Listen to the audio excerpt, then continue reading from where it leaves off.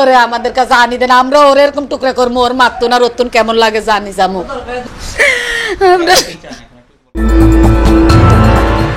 একটি ফ্ল্যাটে এক ব্যক্তি তার স্ত্রীকে হত্যা করে দেহ টুকরো টুকরো করেছে। ফ্ল্যাটের নিচতলার এক প্রতিবেশীর সন্দেহ থেকে এই নৃশংস হত্যাকাণ্ডের বিষয়টি ফাঁস হয়। ঘটনাটি চট্টগ্রাম নগরের বায়েজিদ বোস্তামি থানার রফাবাদ এলাকার। ওনারা তো বলে টুকরা টুকরা করে লাইছে, আমি কই না ওইটা আরে না, আমি তো সুমনের লগে 5টা বাজাও কথা কইছি। বিচার চাই আমরা ওর এরকম উপযুক্ত বিচার চাই। ও আমগর এরকম করলো কেমনে, এরকম শান্ত কথার ভিতরে ঠান্ডা কথার ভিতরে ও কেন টুকরা করছে, এটা ওর কাছে আমরা কেন ওর সরাসরি আমি জিজ্ঞাসা চাই। রাতে 3:30 বাজে আমার যেটা ফোন করে বলছে ফলেকে টুকরা টুকরা করে ফেলাইছে। তোলো টুকরা টুকরা না করতে গেলে গলা চিবি মারি ফেলাইতো, তো আমরা লাশটা গোটা পাইতাম, কেন টুকরা টুকরা করলে বলেন।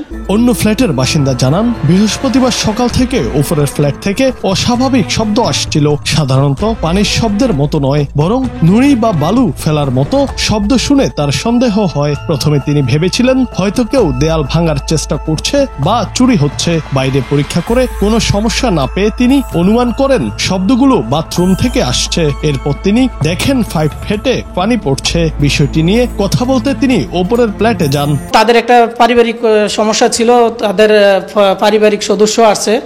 এই প্রথমে আপনার 8 তারিখ সন্ধ্যা 6:17 দিকে ফুটেজ অনুযায়ী এই মহিলা 6 জন ছেলে রিসিভ করছে, উনি বলছে ওনার আত্মীয়। পরবর্তীতে ওর স্বামীকে আমি ফোন দিলাম যে আপনার কোনো ঘরে অনুষ্ঠান আছে কিনা, কোনো নাই। কেন, আপনার ওয়াইফ 6 জন ছেলে আনছে, মোটামুটি 20 থেকে 30-35-এর ভিতরে। এখন উনি বলছে ওনার মেহমান, তো এই মেহমান মানে তো অনুষ্ঠান থাকলেই হয়। তো উনি বলছেন আমার ঘরে তো কোনো অনুষ্ঠান নেই। আমি কই তাহলে আপনি কোথায় আছেন? আমি পাশে বায়েজিদ থানা কুঞ্জছায়া আছি। তো আমি কই তাহলে আপনি বাসায় আসে দেখেন কি আসে।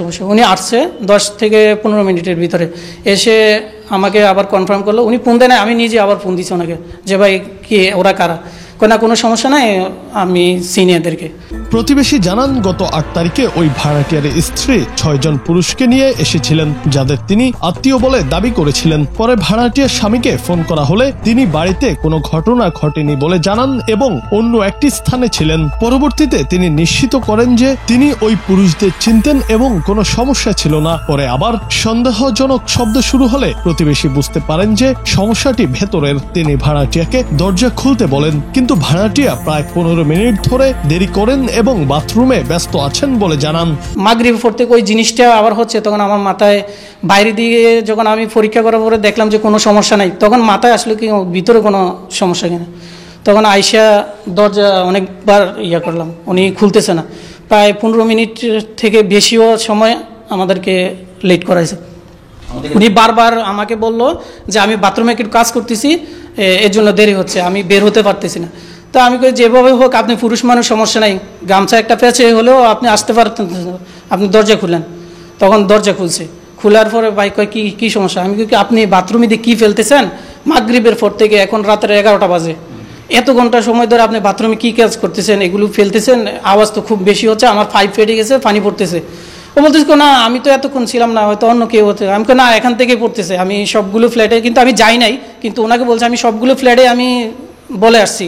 পরে ভাড়াটিয়া দরজা খুললে প্রতিবেশী তাকে শব্দ এবং এতক্ষণ বাথরুমে কি করেছিলেন তা জিজ্ঞাসা করেন। বাথরুমে প্রবেশ করে তিনি দেখেন কাপড় এলোমেলো অবস্থায় পড়ে আছে এবং কমোডে মাংসের 2টি টুকরো ভাসছে। ভাড়াটিয়া দাবি করেন তিনি ফ্রিজ পরিষ্কার করছিলেন এবং মাংস ফেলে দিচ্ছিলেন, তবে প্রতিবেশী রক্ত এবং মাংসের ছোট ছোট টুকরো দেখতে পান। এরপর প্রতিবেশী বুঝতে পারেন ভাড়াটিয়ার স্ত্রী নিখোঁজ। ভাড়াটিয়া দাবি করেন যে পারিবারিক বৈঠকে আসা লোকদের সাথে তার স্ত্রী চলে গেছেন। ফ্ল্যাট তল্লাশি করার পর প্রতিবেশী বক্স খাট তুলে শুধু ভুক্তভোগীর 2টি পা দেখতে পান।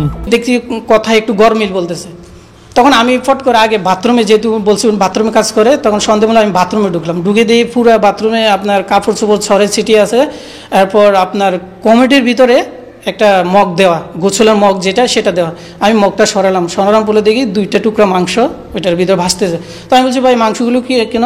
ও বলতেছে আমি ফ্রিজ পরিষ্কার করতেছিলাম, কিছু মাংস ছিল আমি এখানে ফেলে দিছি, পানির সাথে চলে যাবে জন্য করলাম। এই কাপড় চোপড় তার সব কিছু চেক করার পর লাস্ট আপনার খাটের ছাউনি আলগে বক্স খাট, এটা উঠানোর পরে দেখতেছি যে শুধু পা দুইটা আছে।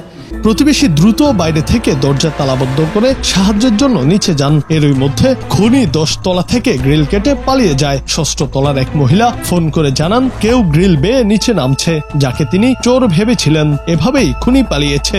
জীবনে প্রথম ফার্স্ট এই ধরনের লাশ শোষককে কাছের থেকে দেখা, মাথায় তখন আর কাজ করে নাই যে ওকে বেঁধে ফেলি।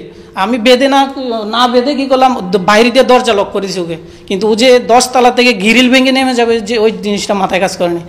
আমরা নিচে গেছি, আমি সাধারণত মানুষ কিছু জড়ো করে আনি, কারণ ও যেই কাজ করছে তাহলে আমার উপরে সে আঘাত দিতে পারে, আক্রমণ করতে পারে।